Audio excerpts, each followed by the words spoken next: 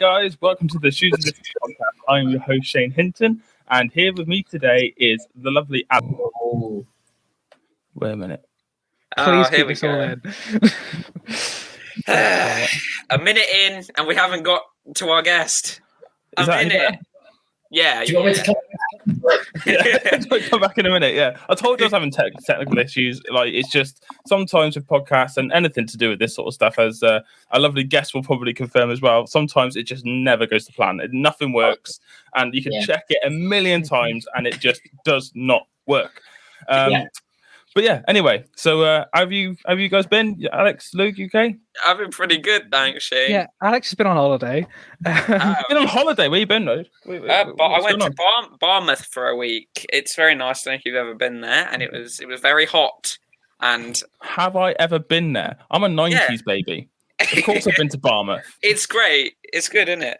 It's nice. I do like Barmouth. And in fact, funny enough, I'm actually going to Rhyl next week. Are you? Yeah, that's I good. am. So that's pretty cool. So I need to get this edited and scheduled because it needs to be released as I'm on holiday. I ain't doing it on holiday. I ended up socially meeting up with 3 Reduced to Clear crew members last week on Sunday. Did you? In Birmingham. Met with Callum, our script supervisor, Reese, our assistant director, and Helen, my assistant, because I'm cool enough to have an assistant now. I think I remember. I think I saw the picture online. Yeah. It was interesting. So you guys brought a guest, and he's not a stranger to the podcast at all. He has been on before. Head over to Podbean to go and see the previous episodes. Do you want to introduce your guest in spectacular fail style? So it's both our director of photography and our producer, our fellow producer, Mr. Gareth Owain David Thomas. Oh, what's the full name then? The full name. Nice. It's how you're credited in the film. So it is. The initials, it's God Thomas, but some people that's get cool. upset by that. But yeah, it is actually God Thomas. But you know, whatever works for you. I think we'll stick with Gareth Owain. We'll still get. No, it's always working. So Gareth, obviously you're now involved, or have you been involved with Reduced Clear from the start? Have you? Not the very, very start, because obviously these guys came up with the idea and wrote a script and all the rest of it. But I think it was January. No better than me. It was fairly early doors, wasn't it? When you were looking for crew and all of it. It was around the point that just after Ewan came on board, I think. Yeah, which was it's January. Yeah. Sounds about right. Yeah, been a long time, hasn't it? It really has. This year has flown by, and no one can tell me otherwise. Has it been? It's been officially over a year since we started writing the script. Over a year since we started writing this script. This has been in the works for over a year. So what we have to show for it is going to happen. Well, we did take like months apart. It was like near the start of lockdown. I suppose. I guess it was middle of lockdown. It was when we got to September. We took a break till like November. Yeah, because I think we just both kind of forgot about it. And we were like, let's jump back onto this script that we're writing. And Alex and I were like, we don't want any big projects. Let's just get a couple of mates to do this, and it'll be a bit of fun. And then something happened, and I am so glad we didn't. And then we ended up with God, so we got it pretty good. I mean, you got to see where you start and then where you actually end. Completely different. It is crazy. So, and we literally, Alex and I, about an hour ago, came off a meeting with our props girl, and goodness, we've got some props. Props are good. We got to back it. We write words on pages and don't ever think about them ever again, and then someone comes having spent like days, hours, whatever of their life, like putting together these things, and we're just like, wow, that's that happens to me all the time because I write nothing down, and I'm useless with this sort of stuff. And you're constantly presented by nothing in return. And it's spoiled my life really. No, my girlfriend is amazing because she basically runs my life. I do it all the time. On her birthday, I actually scheduled. I can't remember if it was something at the prison or if it was something to do podcast related. I can't remember now. But I knew that her birthday was on the 19th of December. But I was also arranging this separately. I just didn't put the two together. Yeah, and I was like, and then I was like, oh, so I'm doing this on Wednesday, and she was like, Wednesday. I was like, yeah. She's like, you're busy Wednesday. Am I? She's like, yes, Shane. Oh, you're busy. Oh, am I? Oh, must have sunk. She looks at me. She's sort of going, when's my birthday? I was like, Oh, I think those things can happen though when you kind of don't realize that, like, you've got two things that you're working on. You know they're both. You know the dates for those both individually, but your brain doesn't think to check those dates with each other. Yeah, for and sure. It's kind of that's literally what I'm like. I just can't put the two together, you know. And this is when I announce, Alex, that I'm doing another film also on the 21st of August. Yeah. So Gareth, so like you know, what's your role with all this? Obviously, you're cameraman. Yes, yeah. So I'm being DOP. Director of photography. Yes, director of photography for the uninitiated, I suppose. But it's quite nice for me because normally with my own stuff, the Rocking Horse stuff, I'm like director, right, and all the rest of it. Well, these guys come with great stories, great script, and they're the directors. So essentially, they just tell me where to point the camera, and that's what I get to do. So to be fair to them, they did humour me, and we had like a big long two big long chats, didn't we, online about shot lists and stuff. Because yesterday I sent you a 7-page document on where to point the camera.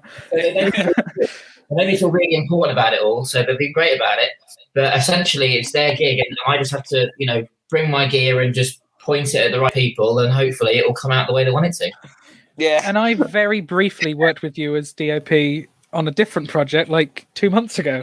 So that was it. Yeah, that wasn't like that came out like that was my film coursework. It came like out of the blue. They were like, "You got a month, make a film," and I was like, "Gareth, help!" And he very much did. And no one can see that film for another year because of exam rules. But it's there, and it did happen. I promise. I was there. Turned up. So I know that I don't hate Gareth. That's what I've thought about. So give it time. So, was there anything in particular that you liked about Reduce to Clear, or was it just you're like, oh, it's local, I've got something to offer, I can do this for that person, let's just do it? Well, the local bit was a big pull because I've been trying to get films made locally for the best part of like 7 or 8 years now, and it's been a bit of a struggle, to be honest. So here at Rocking Horse, we had to create a platform to make it viable, because unless you get guys like these two, which isn't very, very, very common, people have great ideas and they just forget about it and get on with life because there isn't the support or the resources, at least until now. So the local thing was definitely a big pull. And to be fair, as good as the script is, it could have been about just about anything, and I would have been like, within reason, the local film, get involved. But then I read it, and to be fair, they got some really, really exciting people attached to it, and to get people like that to this neck of the woods is an achievement for anyone. Never mind, 2 young lads like these guys have done. So I think a lot of people are on board with it because of the fact they're so young and they've got these exciting ideas. Like I think in the film industry as a whole, or most industries, if you've not got experience, you don't get a look in.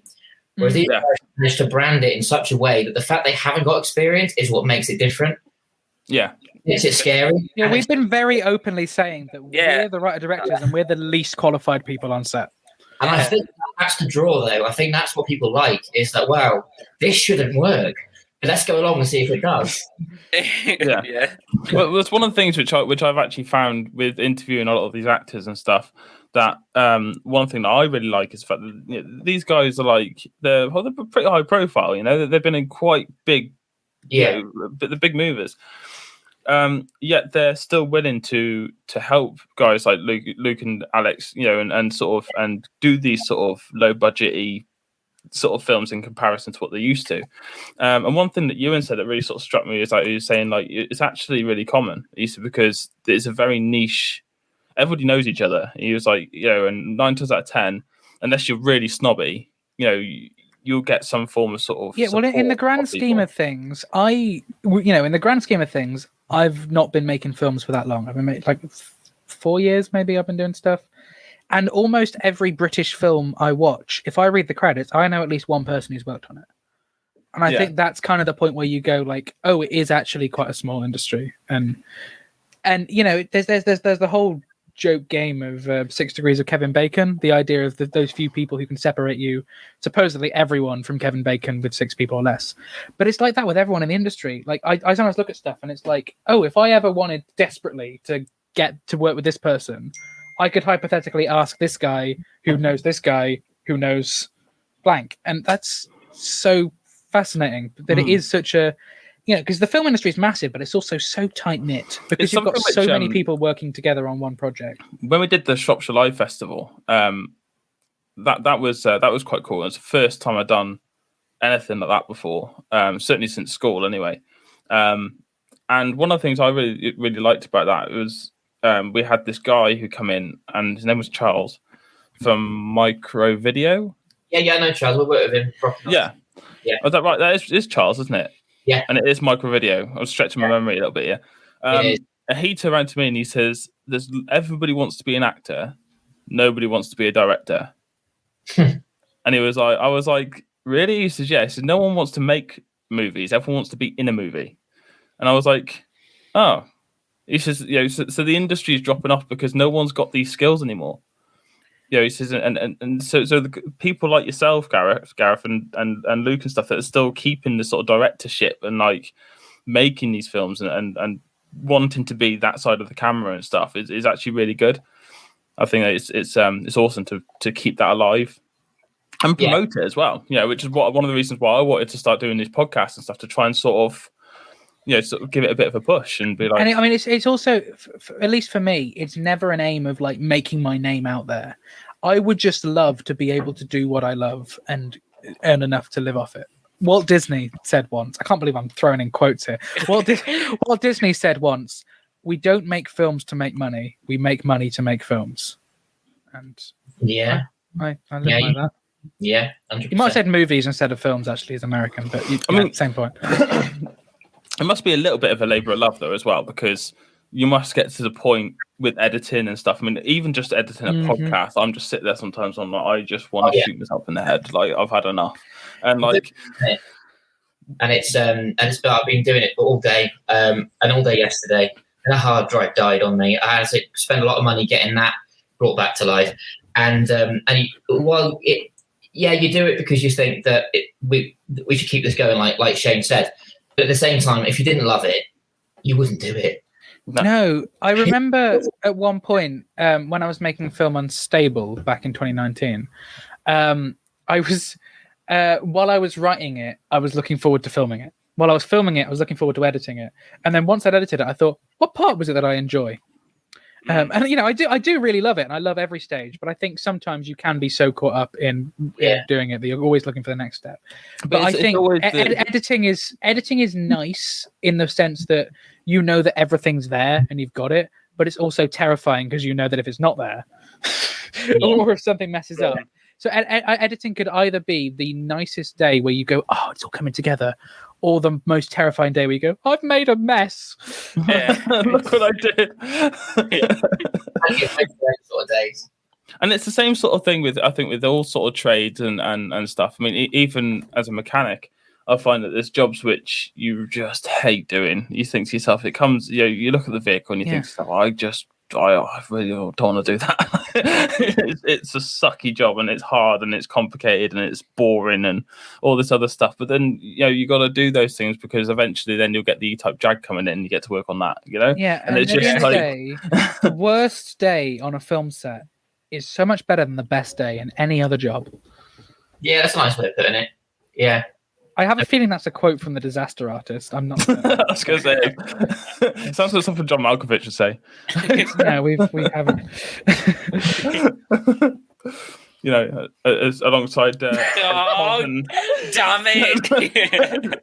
the Coven Vector and Shane, get it right. The Coven Vector and Unsignten van Wandheiser. Hey, excuse me. It's the Coven. It's the Konvektor and Unschweigenheiser. Sure, yeah, that one. Damn, Gareth. This is a long story, Gareth. Buses. Have you ever been on a bus in the summer and you're like, the window is open, so it should be hot, but why is my leg really warm? And then you look down and there's some massive, get the Schweizenheiser back up. Yeah, you see that? You see that red beam down there? Yeah. So imagine you're sat by the window, your leg is by there, and you're like, my leg is hot, man. And then you look down and you see the ventilation, and it's got hot air just pushing straight through it. Have you ever had that? Tell me. Well, I normally sit at the back. So I always sit right at the front. I sit at the back. These guys sit at the front. I like to get off. You sit a little further behind to where I normally sit. I sit like right at the front if I can. I sit right. Weird. That is so weird. Just pop in on the driver's seat. Do you mind? Sit on his lap. Hanging off his neck. Cheeky little kiss on the cheek while you're doing it. Like. Yes. That's a film right there. Well, that's the weekly bus rant over. So, and Gareth doesn't even know what I'm on about, so it's pointless. We haven't warned Gareth that there's potentially improv comedy coming up either, so we just wait. Oh no, it's all good. I don't normally get warnings about anything anyway, so crack on. How do we segue off bus, guys? Come on. I would like, in case we forget to at the very end, to say that the next episode of this show is live streamed.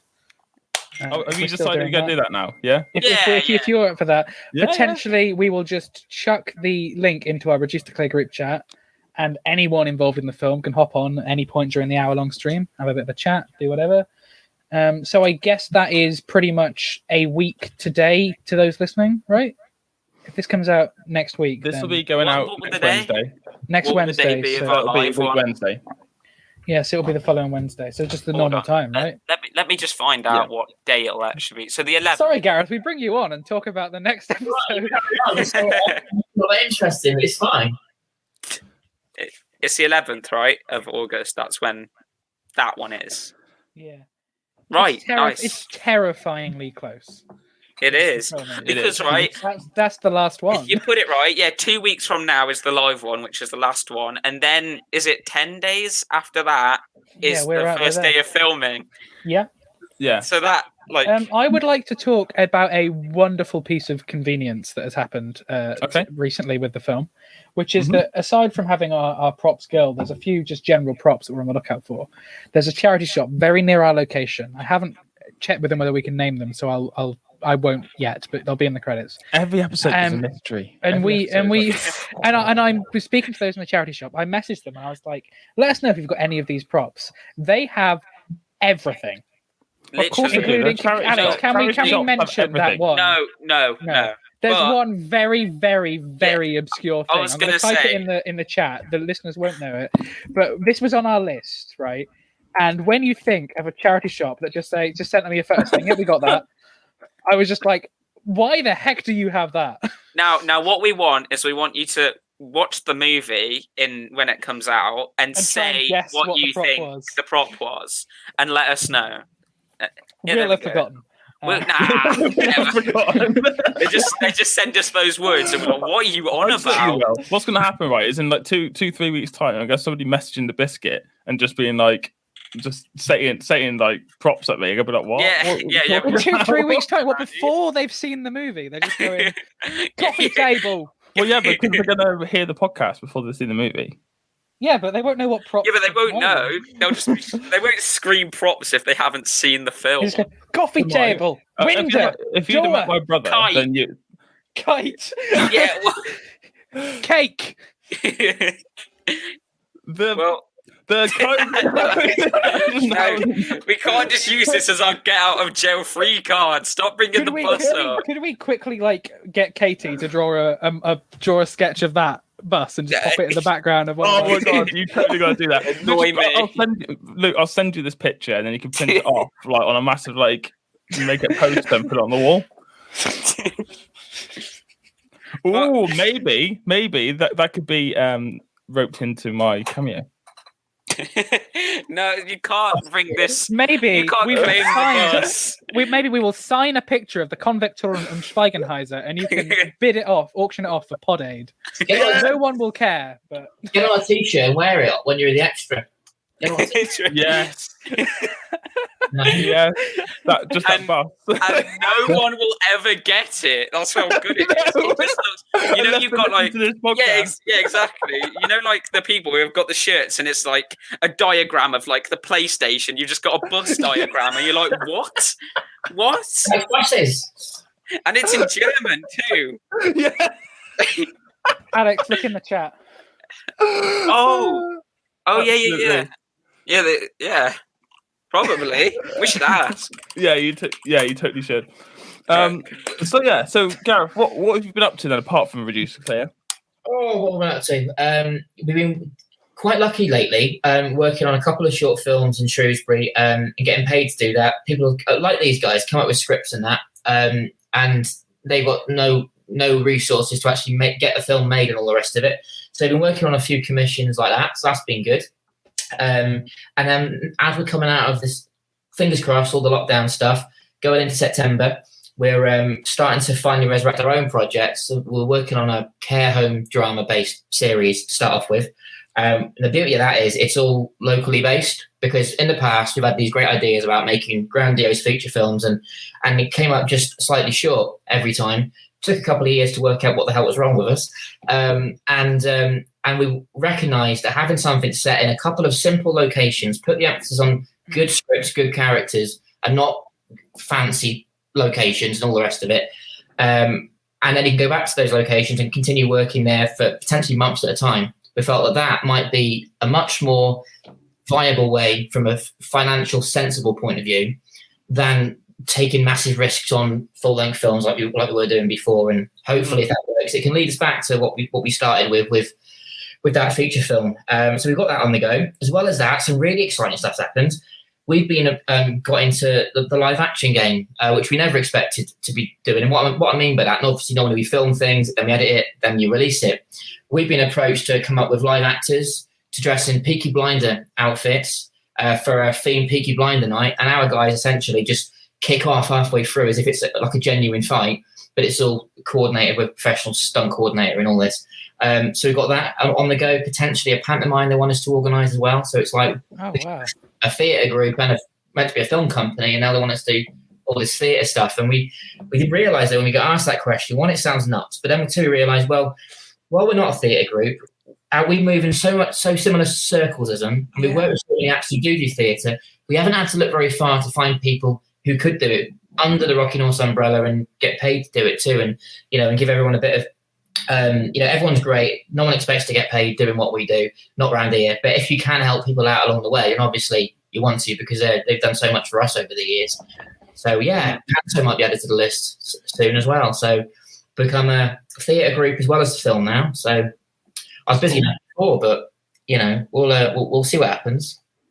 Well, it's good to keep your options open, isn't it? I suppose, and at least it's not boring.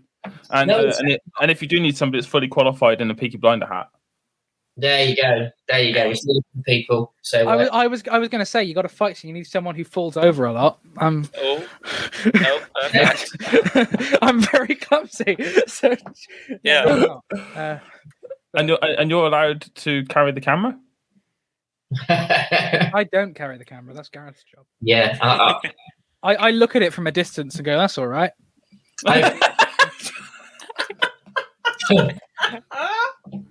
Definition of a director. In fact, I'm going to see during this conversation, Gareth, you know the opening scene of the coursework film you helped me with, and that very tight space. Yes. I'm going to see if I can grab a screen grab of that. It was a bit tight. It was. We all got so insanely weird. In fact, Shane, it's at the very start of this bloopers video, right? If I send you an unlisted link, could you play like the first 5 seconds of this video I sent you? You're putting so much pressure on him all the time to get all this stuff up. He's not a wizard. Why didn't you send me this first, man? I only just thought of this. But it's, you have to carry on talking them while I'm words, language, messing about with it. What? So I came to know Gareth through Jumping Out of Your Skin when that project was announced. I think there was some sort of if anyone wants to be involved, let me know. And I emailed in or phoned you or something, and you didn't hate me. So that's why we're here. Yeah, absolutely. And that project hasn't been forgotten about for anyone out there getting angry because we've forgotten about it. We haven't. It's just that came along at a really bad time COVID-wise. So with the big massive protesting, for anyone listening who's not familiar or has forgotten all about it, it's our Black Lives Matter inspired short film where an old white racist and a young black activist swap bodies Freaky Friday style and start to understand what it's like to live in each other's bodies. So with the need for big, massive, angry crowd scenes, it just wasn't viable anytime soon because of all the social distancing stuff. And even though that's easy, and I think people are still going to be a little bit on edge about agreeing to go along to volunteer to do something like that without probably getting paid for it, at the moment, and risk that sort of proximity. I think it needs another year until we're ready for that, I think. And it's better that than to kind of go, we want to make it now and just risk the art, being damaged by social distanced protest scenes or by just, I don't know, fix it in post, as we say. It wouldn't. Yeah, exactly. It would look trash. So I'm going to try, and I don't even know if this is going to work. So I've never had to do a YouTube video onto a stream before. So I'm just going to try and see. We're all about new experiences here on Reduced to Clear Biscuits. What? I've never had to do it before. No, I don't mean that in a ridicule. If it doesn't work, right? Is that working? Yeah, I can see that. Sort of, yeah. It's literally probably not that interesting a point. It's just the first 15 seconds proves one of the moments when I was. If I pull this off, right, I want a pay rise. Right, ready? Yeah. Oh dear God. This is the level of tight proximity in which we had to shoot a scene. You can't actually see this. It's basically a tiny cupboard. I'm just behind the camera, behind my phone, filming. Gareth's filming. It's not actually anything. You might want to. Can you stop here? Because otherwise, I'm going to get in trouble for leaking part of my coursework. But it's we had a scene in a prison cell, and we just found it was easier to use a cupboard in a cafe. Stand on a poor man's bed and look down at him. Which it was an interesting experience. But at least it was someone you knew before. Yeah. Yeah, he's still talking to me.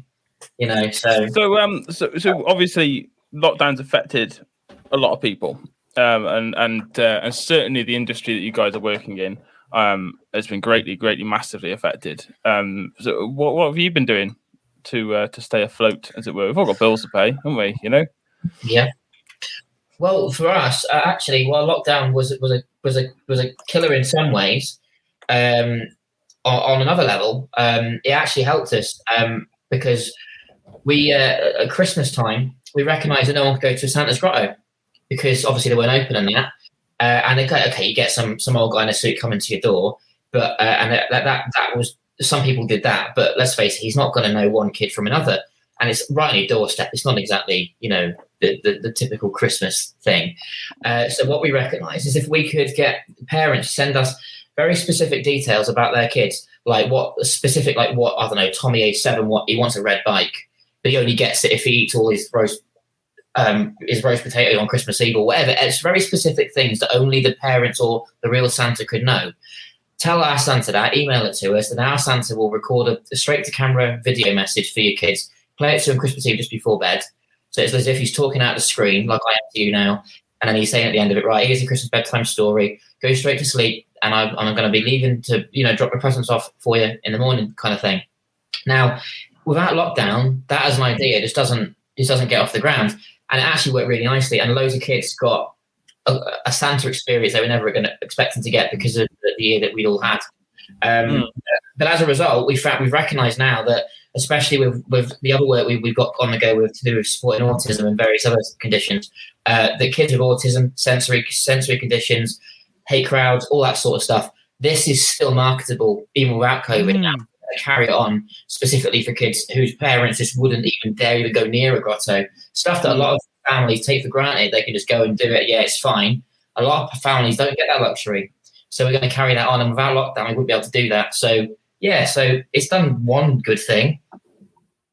I mean, I suppose it is a marketable thing because, I mean, kids now are that. I mean, my kids are like 8 and 5, and they're so proficient on these tablets and gadgets and stuff like that. They know exactly what they're doing.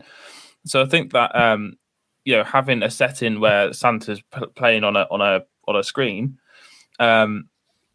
as opposed to actually seeing them in person, isn't actually going to be that much different to them, because they're used to video calling, especially during lockdown, because that's all they ever did, is video call people. So I can see how that took off, and fair play to you for doing that as well, because that obviously you spotted a gap in the market there and a need, and you filled it, and you probably brought a lot of happiness to a lot of kids there. So fair dues to you.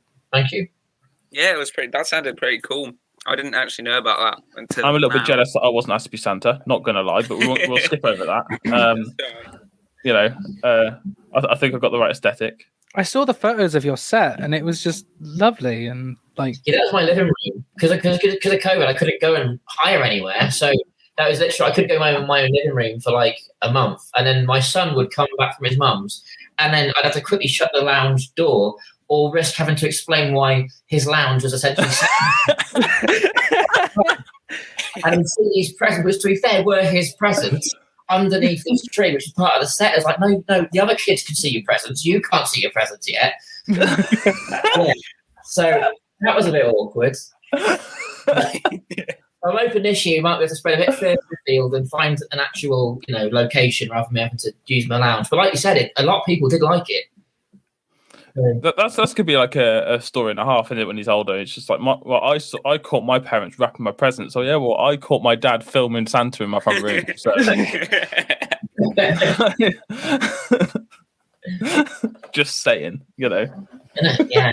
Top that.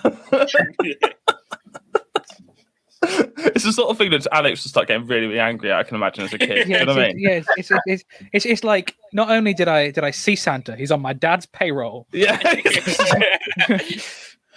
My dad knows him. I'm going to get him to call you. Call Santa because you're bullying me. Yeah. But, you just won't even leave me alone. All you keep doing is just taking the mickey out of my student door and Josenhausen. I love how playing the video was like a really difficult thing, but you've just got the Konvektoren and Schweigenheim. Well, it's because it's right here. Like it's on the brand. Like it's already loaded like onto the system. But I know how to do it. So does that mean that whenever you do any Biscuit live, you could pull out the Konvektoren and Schweigenheim? Yeah, I can. Can we challenge you during Pod Aid to find like one moment? Well, isn't there going to be a reduced to clear? Yeah, but that's cheating. You got to find one moment to bring up the Konvektoren and Schweigenheim with any of your Pod Aid. I can't even. Yeah, but like you can still bring it up. Maybe they'll know how to say it. You know how to describe it. I've brought it up enough. Like you know what it is. Just literally, right? Go when you're editing this, write down everything I say about the Konvektoren and Schweigenheim. What I'm going to do is go through all the episodes. I'm going to get all the bits when you go off and rants about the bus. And I'm going to stitch them all together like a blooper reel and just have it like you're one continuously long rant.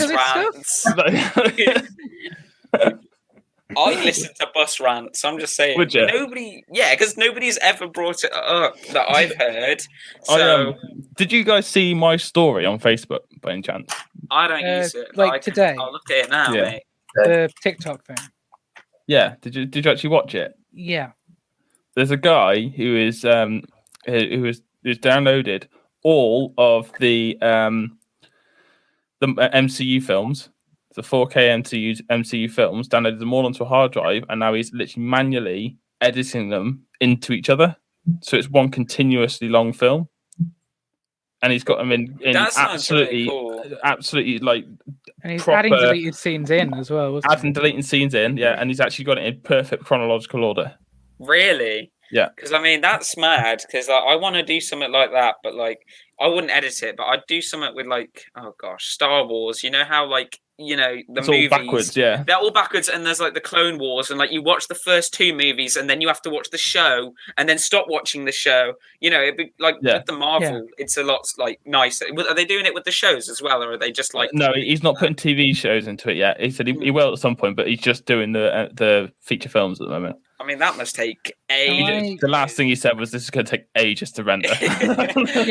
Do I get cancelled for saying I've hardly seen any Marvel movies, and like I've seen like 3? I don't really like them that much. So we're going to carry on with this podcast now because I'm not accepting that at all. Hey, he's the one who said he didn't like them. I have no opinion on like them. them So that that's like, yeah. I liked Infinity War and Endgame. I've seen Captain America. I've seen both Guardians of the Galaxy's films, and I've seen the first Deadpool. That's Deadpool. All the MC. Oh, and I've seen Howard the Duck. There we go. Never have I. Hold on a minute. I've seen them all. I love the MCU films. What about Howard the Duck? I haven't seen Howard the Duck. I'm sorry. Well, see, I've one-upped you. Watch Howard the Duck. It was the first Marvel movie. Have you seen Iron Man? Have you seen Thor? No, but Howard the Duck was the first movie made under the Marvel brand. Was it? Yeah. Oh, okay. Well, I don't think it's officially MCU because it's just the story of a duck from space that comes to Earth and falls in love with a human woman. Came out in 1986. Beautiful. And it's exactly as good as it sounds. Awesome. Oh. So, just out of interest, did you guys see the Mile of Smiles that happened on Sunday? I saw stuff on social about it. Yeah. Did not go. Did not do anything. When was it? What day? It was on a Sunday. It's the last Sunday. What was it? Sorry, I couldn't hear you. What you said? Did we see what? The Mile of Smiles. I have no idea what that is. What are you on about?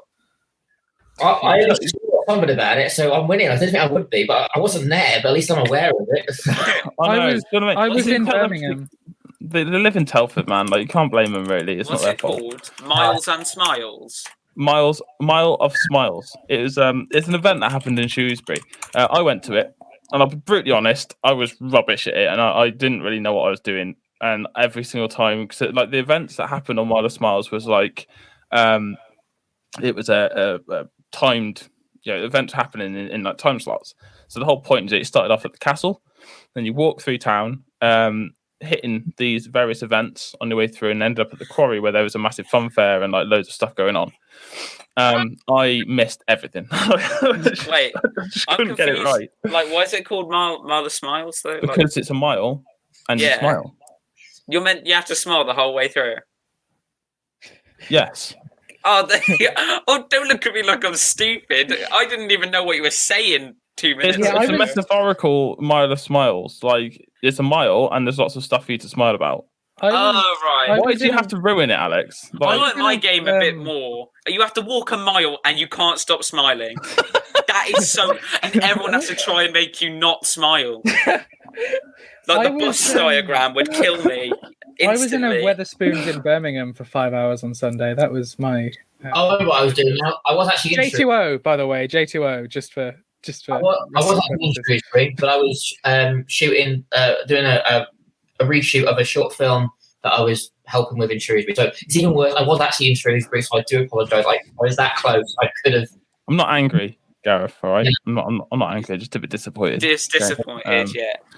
I get disappointed. It's your turn for me to be disappointed. I'm normally disappointed at Alex. Well, to go back to being to go back to the feeling of disappointment, is it improv time?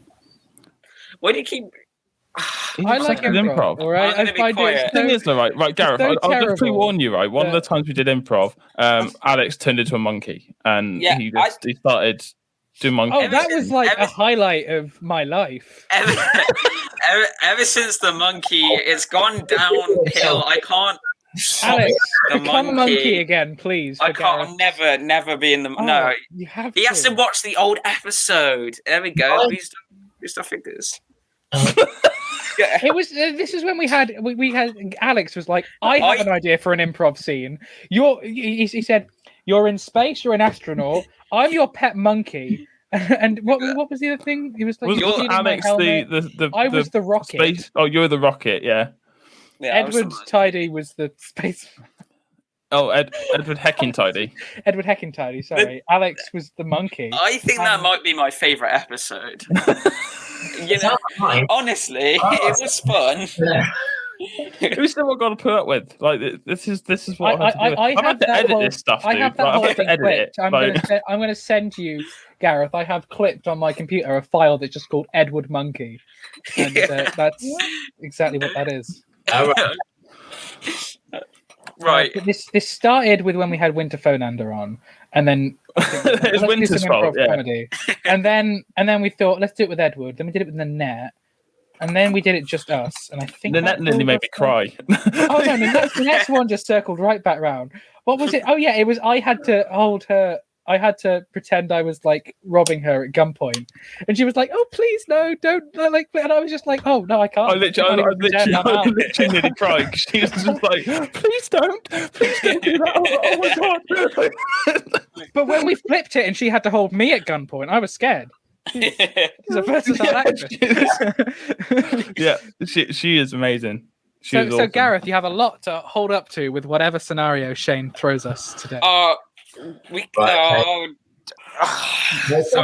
did one with Hannah as well. We did one with Hannah. I like Hannah. She's awesome. I love her sass. I like Hannah, right? And I like Hannah. Oh god, this sounds like a butt's coming. I liked how you said I like Hannah Right. Because her name was Hannah Right. That was a good. No, I like Hannah, but that episode isn't my favourite because I could barely stay in the call. So, yeah.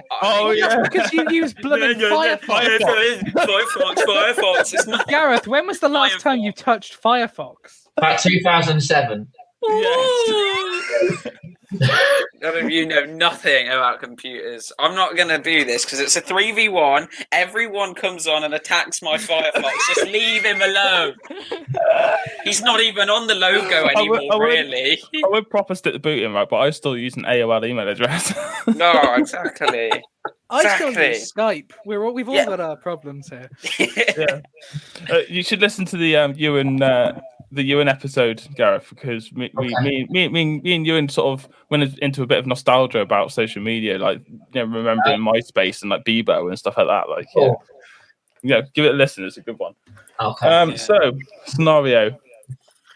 Gosh. Oh no. Okay. Should we go? Do you want to go a little bit edgy? Do you want to go a little bit edgy? Ooh, it depends. Current affairs edgy. Should we go? Okay. So. Oh, I don't know if this is loud. I don't know if I should actually. My thought was really simple, which is that we are like writers in a writing room trying to come up with like, I don't know, like the next big hit, but then that's just stupid. Okay, well, I'm intrigued to hear what your edgy suggestion is, even if we don't do it. I don't think we should do it, but I was going to say, Gareth is an anti-vaxxer, and he thinks COVID is is a hoax. I mean, I'm not quite sure, like where we go from there. What I was going to say was that, Gareth goes into the shop without his mask on, and then Alex actually wears a mask, and he's another customer, and Luke, you're the store manager. Oh, right, okay. I don't know. I don't think we should do it. What it's worth, I spent the last year trying to repair my reputation. And it's all going down. We get soundbite culture, and like when Gareth's, the big star because of his role being the director of photography for the hit film Reduced to Clear, and he's trying to, he gets hired for the next Marvel movie off the back of that. All these clips will come out.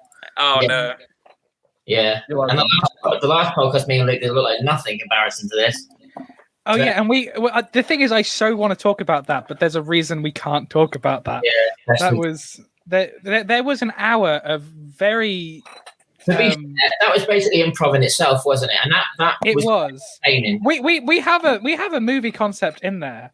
Yeah. Shane, maybe hang on slightly after this episode. We'll tell you this amazing idea. Well, I need to talk to you anyway afterwards. But yeah, so let's go with Luke's idea then. So I don't know. What is this idea? It was just like the writers trying to. Should we do Gareth's a writer? Oh, yeah. Right. Give it a go. So he's writing a film, and he's come to his mates, and we're in a pub. We're a little bit drunk as well. One of us could be a director, and one of us could be an actor. I don't mind being drunk. Oh no. Me neither, mate. Me neither. I really like pretending to be drunk. I've never been drunk. I love pretending to be drunk. That's right. Yeah. Okay, so should we go with that? We're all a little bit schlocked. We're a little bit drunk, and Gareth's like, you know what? I've been asked to make this film, and so I'm drunk as well. What? I'm drunk as well, am I? You can be if you want. Are we all drunk? She'll be drunk. Right, so are we just the casting and Gareth's like, dude, lads, right, I'm counting on you. I need some help. I need to think of a film now. We should each have some sort of role. One of us should be a director, one should be a producer, and one should be an actor. Why? Who wants what? Well, just so that I'll be an actor because I have no idea what I'm doing. What do you want, Luke? I'll be producer because then he has to sell the idea to me. I have to make it happen. Okay. And you can be director, Alex. Oh, all right. And what? And Gareth's an actor. Gareth's the writer. Gareth's the guy who's pitching them. I'm the drunk writer, which really isn't hard for me to act like. So it's all good. give me nailed it. Give me about 20 seconds because I don't want my mom storming in the room. Like, why are you shouting and screaming like a drunk maniac? I've got to edit this, dude. I don't. Do you remember when we did the improv when he was shouting and screaming and his mum came into the room? That was he literally did, and he was like, "Sorry, my mum coming." It was really funny. It was great. That was the first improv. We peaked then. We peaked way too early, didn't we? Episode 3. No. Do you remember the one episode that we did because what's his name didn't turn up? So we just winged it, and it was just shambles. Who? Wait, what was this? We were just saying in the episode that we had to wing because of like a guest cancellation, and how that was just. It was just awful. That was.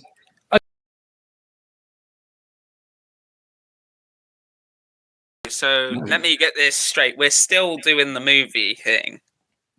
Yeah. Yes. Okay. So I'm an actor. You're a director, producer. Alex. Luke, you're a producer, and Gareth's writing the film. Just again, Jane's idea before, which we're not doing. Like, I have to sort of come up with an idea, like as in character now, drunk character, who's as a writer, idea for the film. Which is it like a completely like off limits topic to bring COVID into that or not? Is that? Because I can always stop and start again. You can cut it if it's too. No, it's fine. We're in character now, so. Yeah. Okay. Oh. Right. Okay. So what were you saying about that movie? Right. Here you have an idea, my friend. Yeah. Luke, I know in the past I trust you. It's going to be good. I haven't always. You're a good writer. If I'm honest, it's going to be a good idea. Not all my ideas have always come off, if we're being honest, right? And there's all this COVID going on, and it's stopped all these films happening. So I thought, well, these masks and that. All the masks and that, it's like being back and watching a superhero film. I bloody hate those masks.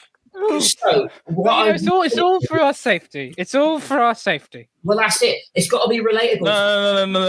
COVID, the Illuminati, innit? Oh, he's one of them. Illuminati. It's the Illuminati, innit? Well, that's the great thing about a film about this. So it was opinion. Real. So I think right. I think. How much money do you want? Shut up. So right. Listen. Right. We get Carl Pilkington. I'm in. I'm in. Will Smith and Meatloaf in the film. Yeah, Carl Pilkington, star of Conman Denominator. Carl Pilkington. No, I liked him in Conman Denominator. My film. I like. Listen, guys, the plot. Yeah. Edward Tidy. We need to get him in a film. Someone goes to get their COVID jab, yeah, and it goes wrong, and they get too much of the stuff in their arm, and they become COVID man. That film's already made. That would work. And then it could be Carl Pilkington. It's been made. Exactly. It's already made. That's not our idea. I haven't seen that. I've never seen that film. And the thing is, like any superhero film, you can make loads of them because you can go right up to 19. COVID-19. That's the last one of the series. That's what we finished. COVID-1, COVID-2, exactly. Well, it'd be like COVID-3, A New Hope, COVID-4, Tokyo Drift. Kevin Hart will have. I watched that film. John Malkovich. Bill Nye. I will only do this if you get Bill Nye. He looks like a nice guy. I bet. And I think we need to get Richard Curtis in there as well. I think because Luke, I love you, man. I love you, man. I just want you to be happy. I just want you to be, Another round, anyone? Another round. Yeah, I will. Yeah. That's a movie film. Another round. We're gonna call it another round, are we? Another round. I think Luke's dead. Film's another round. So, guys, this COVID man villain superhero Champagne. We're celebrating. Can we come up with an idea? Oh, Champagne. Hand sanitizer is his weakness. Hand sanitizer. Yes. It's all coming together now. And I can still point the camera thingy over there, even though I'm not in charge. And the thing is, right, with COVID, man, like on Pitch Black with Vin Diesel, like when he goes up to the monster and he's just and he goes right up to it and it's like the blind spot. That's cool. You're sobering gut, Shane. That is what happens when a bad guy puts on a mask to COVID, man. Oh my God. And you came up with that. That came from your noggin. That came from an actor. Actors are idiots. Oh, yeah. And his special power is he coughs and people fall over. Oh. You've got to do a big super cough. Oh. Let's act this out now. Let's act this out now. Alex, you cough at me, Alex. You cough at me. Super cough. Buildings a lot. I can't cough at you. I can't cough on demand. I just thought completely out of character right now. She just said super cough. All I thought of was on Hancock when she's like the sneeze. The house can't take any more of your sneezing. You're sobering up, Shane. You're sobering up. Now, come on, let's act this out. Mr. Actor Man, you cough at me and I die. Come on, let's do this. I'll direct it. I want to see performance coming now. Come on. I love it. I'm a bit emotional about seeing that. We'll do that 5 more takes. 5 more. That's an awful lot. I'm now stuck like half on the chair, half on the floor. This is... For me to cut. Well, everybody, shut up. What about the sequel to COVID-19 Mark II and I don't return? I think that's going to be the film when COVID turns into a digital virus and goes into the... It's the computer COVID. COVID attacks Google, guys. Yeah, we could make that video game. We could do the COVID film video game, the movie game, a graphic novel. COVID video game. With 4 too many TV show spin-offs and characters that nobody cares about, like COVID Widow, and we can have. This is a bit true, actually. This is getting a bit real. We should start. We don't want that. Oh. Right. Cut. That's probably my favourite one to do, but it's probably not great for the listeners. No. I felt like I became my character towards the end. I was wondering, are we still acting? I feel actually drunk. Yeah, all I drank was water, and I felt drunk. Mm-hmm. So anyway, guys, there's no offense meant. If anybody's listening to this, apologies. Honestly, no offense meant. It's just a bit of fun. So anyway. Gareth, just conscious of the time as well. Do you want to plug your socials? Where can they find you? We should really not do plugs after we make ourselves idiots. Yeah, so please find me. The address is, it's best thing is Facebook is what we're Facebook and Instagram is easiest. Find us on Facebook, just Rocking Horse, nothing else on the end. Instagram is rocking_horse_Oswestry. Anyone's interested in getting involved to audition or just be part of the crew, just like Luke did all that time ago, which led us to this point. So it does work sometimes. It's info@rockinghorseoswestry.co.uk. So drop us a line and find out what we're up to and get involved. Awesome. And please do, guys. Please do, because they're going to go into theatre. It sounds like they've got a lot in the pipeline as well. I'm certainly going to keep my eyes open for what they're doing. And this seems insanely cool. I'd like to sign up for everything right now. You'll have the full Monty then, Luke. Sound? Who needs to sit A-level exams? True. They're overrated. I dropped out. I'm not promoting it, but I did. Yeah, to be fair, we can't. Also, well, I technically didn't go to college at all, but then I went when I was older. So, thing is, we legally have to either be in like A-levels or apprenticeship. We can be in a job, a full-time. Well, it has to be an apprenticeship, doesn't it? I'm sure there was like there's no legal obligation for further education. All good. I'm so shocked. I'm sure the law. Nope. Really no, you have to be in one of the three. You have to be either working in education or you have to be doing something. But but I think it has to be some form of education. I think it has to be like an apprenticeship or training. It can't just be like a normal. I know people that have just dropped out. Like they didn't go. School. I then literally did about a month in an apprenticeship, and I left that because I didn't get on with the boss. And then literally I think about a week later I started working at Asda. Okay, so it says here on the gov.uk website, you can leave school on the last Friday in June if you'll be 16 by the end of the summer holidays. You must do one of the following until you're 18. Stay in full-time education, start an apprenticeship or traineeship, or spend 20 hours or more a week working or volunteering while in part-time education or training. Mm-hmm. Yeah. So basically, if you're working, you still have to be in part-time education or training while you're working. You can't just work without. You can. That's what it says here. It says at least 20 hours. 20 hours or more a week working or volunteering while in part-time education or training. Well, I didn't. I mean, I know people that have. I think this only came in like a couple of years ago. Yeah, like I know people like. Oh, I'm not that old. Like, I know people our age that. Do you know what I mean, Gareth? Do you know what I mean? Yeah. I know. You only come in a couple of years ago. Like, all right, like they didn't even have. I mean, literally a couple of years ago. Like, I heard the other day, right? My daughter is actually they have tablet time at school, and they get given iPads in school to do work on. I was like, what? iPads?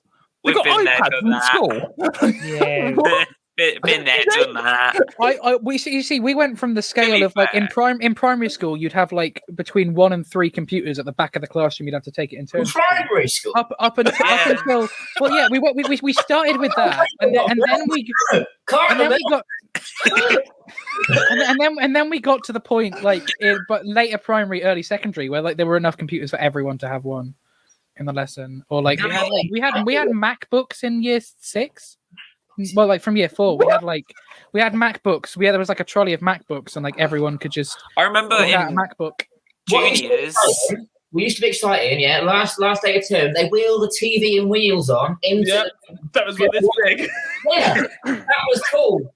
Yeah, that was good. And Shane, you say you're not. And our like the exciting bit was when we walked. We always roll our eyes when they came in with the overhead projector. Yeah.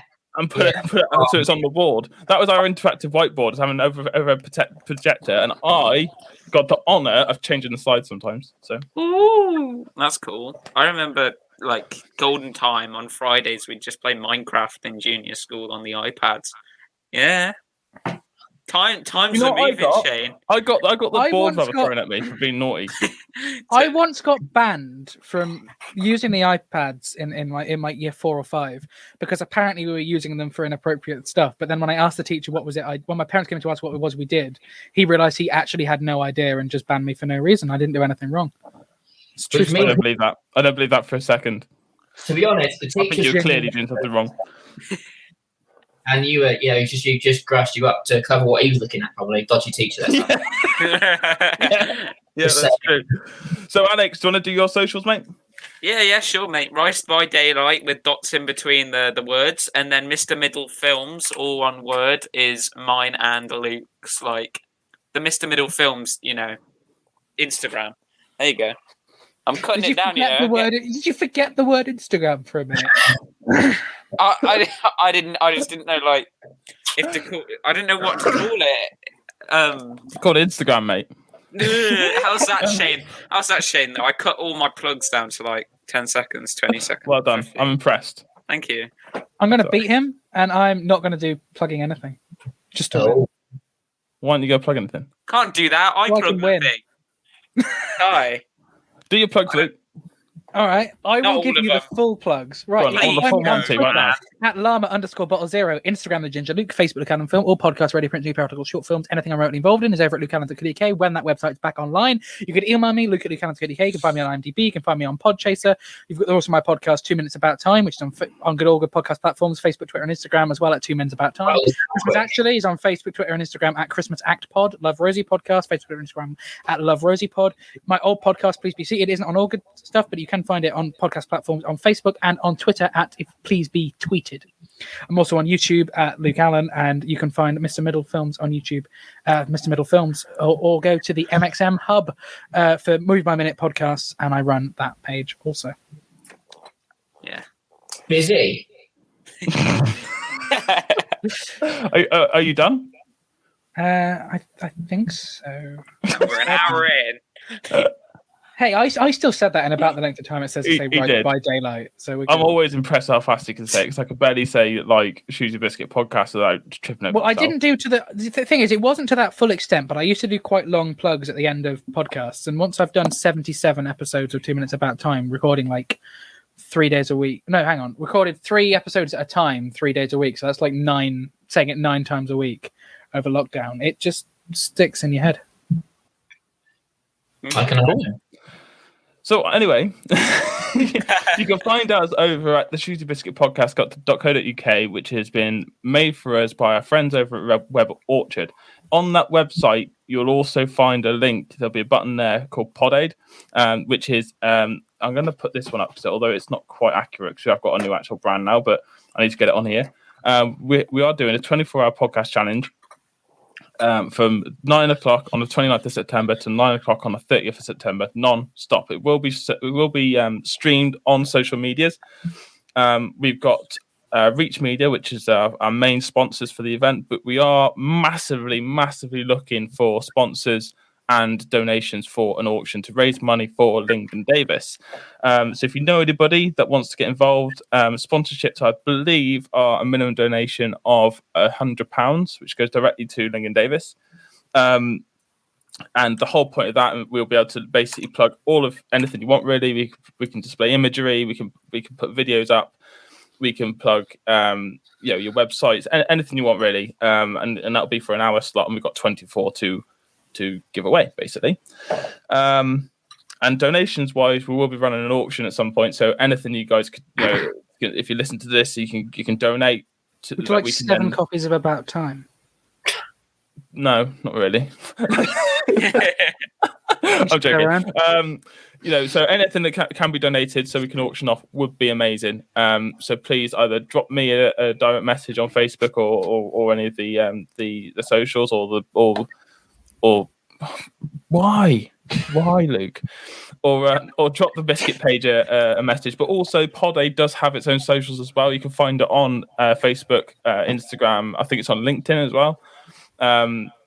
So yeah, I mean, just drop us a line, and if you haven't got anything to chuck our way, then just tune in and put it in your diary, because it's going to be pretty awesome. I've actually booked it off work, so I'm actually going to be there for the full 24 hours, which means I'm going to be knackered. I'm going to message my college principal this week and see whether he could tell me what times I can do. Yeah. Because we need to know when we're doing Reduce to Clear. And I think that's more or less it. One thing I will want to do, I just want to just bang this one up as well.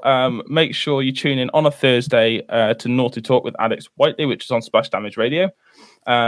He's working very hard. He's got his own little radio show there, and I think it was an hour, and now he's doing 2 hours. So I think he's got a 2 hour slot on a radio show, which is pretty awesome. On top of all the other stuff he's doing, and no wonder he always says that he's busy. One last thing I do want to put out, simply because I am absolutely blown away by this picture. Now, the reason why I wanted to mention Marla Smiles earlier on is to link it in with this. I went on it, as I said before, and I actually gave my old phone, my phone, to my son, who's 5. And I said, there you go. There's no SIM in it or anything. It's got cracked screen and stuff. And he just goes around taking photos, with this phone. I thought, give it him. There you go. It doesn't matter if you drop it. I don't really care about it. Just do what you want.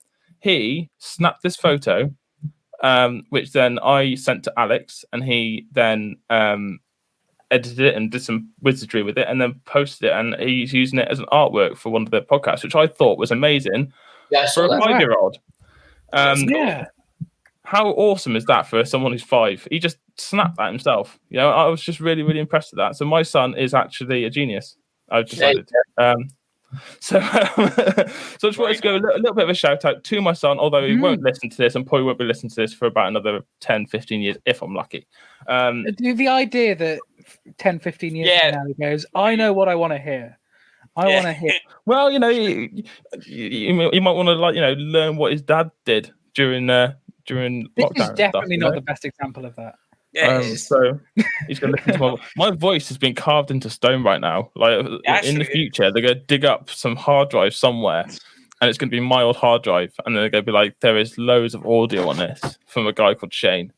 And I'm going to go down in history. My Podchaser account gives me like it gives me like the amount of time that, like, across all podcasts I've recorded or guested on, how much audio there is. You probably got way more than me, but there is 6 days and 7 hours worth of audio that I'm on. Collectively? That's terrifying. Yeah, that's actually pretty cool. I don't think Podbean does that. No, it's all Podchaser, because Podchaser is like a social. We're not sponsored. Podchaser is a social media for podcasters, where, like, if you guest on a show, you can add yourself a guest credit. People could then follow, like, people who follow me on Podchaser would then get a notification every time I guest on a different show, or every time an episode I'm in comes out. It's pretty interesting. I've been on 209 episodes across different podcasts, 24 different podcasts, 6 days and 7 hours. Yeah. So well done. Well done. Yeah. Anyway, I'm guys, also on TikTok for the plugs. I'm on TikTok. He does this every time, Gareth. This is why it takes you 20 minutes to shut the bloody podcast down. You just keep. Sometimes I just cut them off. I'm just like, no. But anyway, guys, let's get out of here. I'll catch you in a bit. Peace out. Oh.